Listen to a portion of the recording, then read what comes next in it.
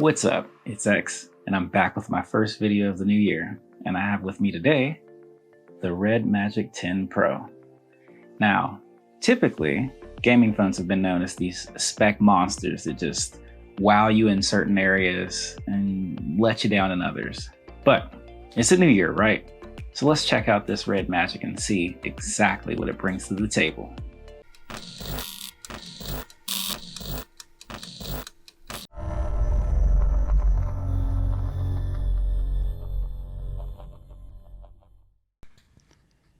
Okay. Fun fact, this is my first Red Magic phone. Come on. There we go. Yeah, I saw the spec list and I got a little hype, so I pulled the trigger. Man, that looks sick. I'm assuming this is the booklets and yep. And a case. What a pleasant surprise. I really wish this was like an industry norm because, I mean, these phones they're too expensive not to be coming with cases these days. But yeah, it's a minimalist case, but it looks like it gets the job done. Let's check. Ooh. We got the 80-watt charging brick. Nice. I wish all phones came with charging bricks now. Maybe at least 50 watts though. And a charging cable. Orange, that's different, but I like it. Okay. Now let's check this thing out.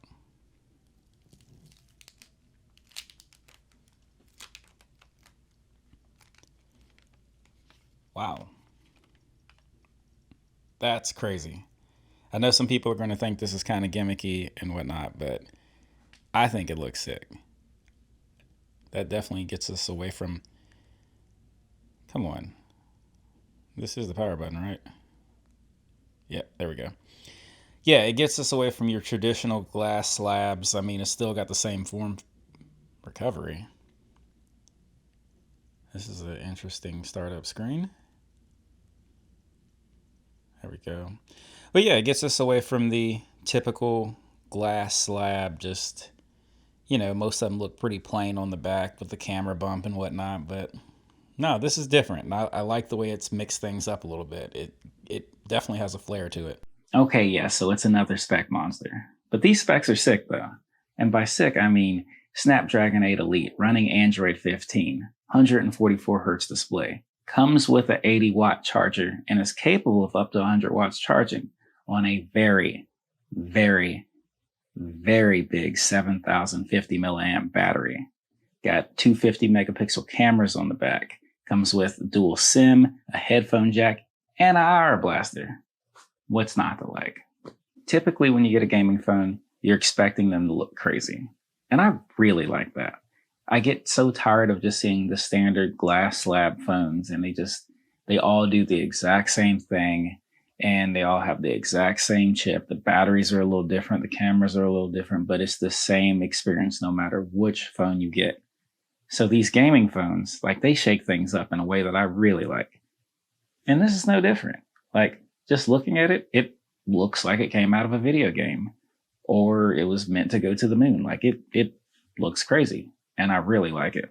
And then taking a look down the side of the phone, you immediately notice the touch capacitive triggers, the red game mode slider, and the circular power button. I mean, this phone looks way different than anything that's come out within at least the last couple of years. With that being said, my favorite part of this device is easily the display. I mean, look at it. It's 6.85 inches, 144 hertz refresh rate. It's a 1.5K display. Like, it's nasty. And on top of that, Red is saying that out of all of the Android phones released, this has the highest screen to body ratio. I'm talking 95.3%. Under this display, there is a pretty quick fingerprint sensor and, surprisingly, an under display camera for face scans and nothing else. Now, this phone does come baked in with some apps that are rather interesting. So there's like an e-reader app where all of the books are, I'm not gonna say all, most of the books are romantic, and it typically has like one of the people in the relationship is more powerful, whether they're part of the mafia or they're a billionaire or they're an heiress or something, but it's a similar kind of theme going. It's interesting. The other app is some sort of Reels app. It looks like most of the videos are like under 2 minutes, also centered around romance, also with one of them being of higher status. Interesting themes. Since it comes with a Snapdragon 8 Elite and up to 24 gigs of RAM depending on which model you pick, of course it has plenty of horsepower for AI. So there's no surprise that it comes with Google's AI suite. It's pretty much the majority of the same AI features that you would see out of your Pixels and your Samsungs, and that's not by any means a bad thing. Now, let's get to the gaming. All you gotta do is slide that red slider to the left.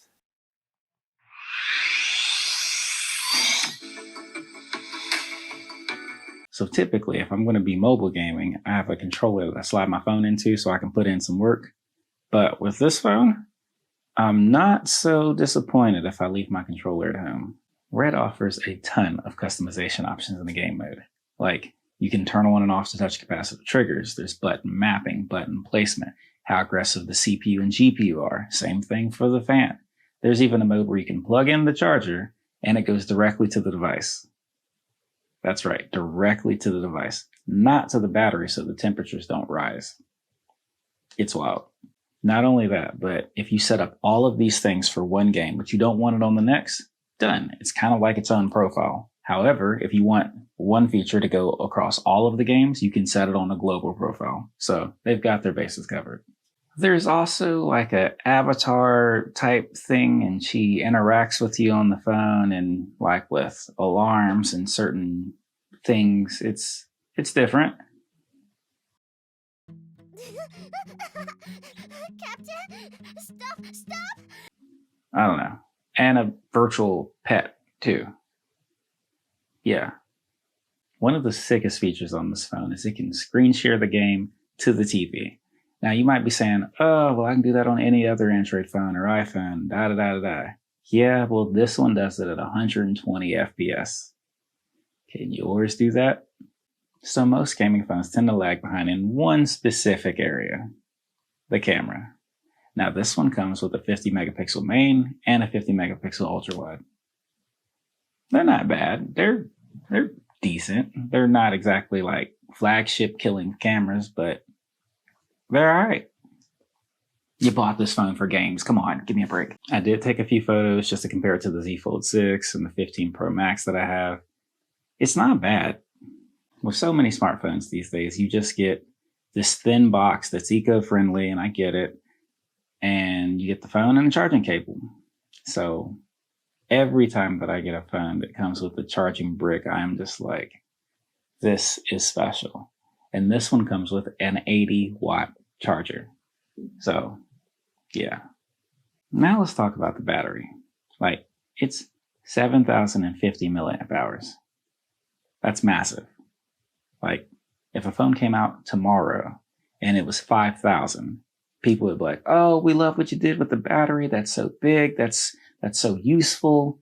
This one clears that by another 2,050. Like, I am no longer worried about charging. Combine that with up to 100 watts charging. Like, this thing is the total package when it comes to the battery and the charging department. Okay, so I'm going to go over a couple of things that I just don't like on the phone. Now let's talk about the under display camera. Okay, so it's 2 megapixels. It's just not good. And I have a Z Fold 6, and that one's not good either. The tech is just not ready yet. It needs some time, some retooling. It needs something because it just comes out as like a blurry, foggy mess. For face scans, it's great. And I understand why they did it because that display is awesome and you don't want anything interrupting that display.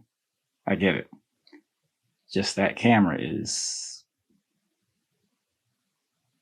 I'm not taking pictures with that camera. Ever. So it's 2025 and every phone should have wireless charging. Now, if I'm in a pinch, yes, I toss it on an 80-watt charger, it shoots up, I'm back out the door. That's great.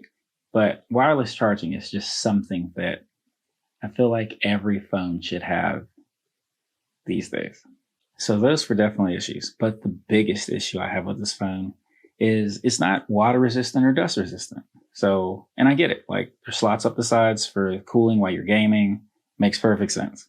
But you spill a drink on the phone, you take it to the beach, that might be the end of your phone. Like that's just not cool.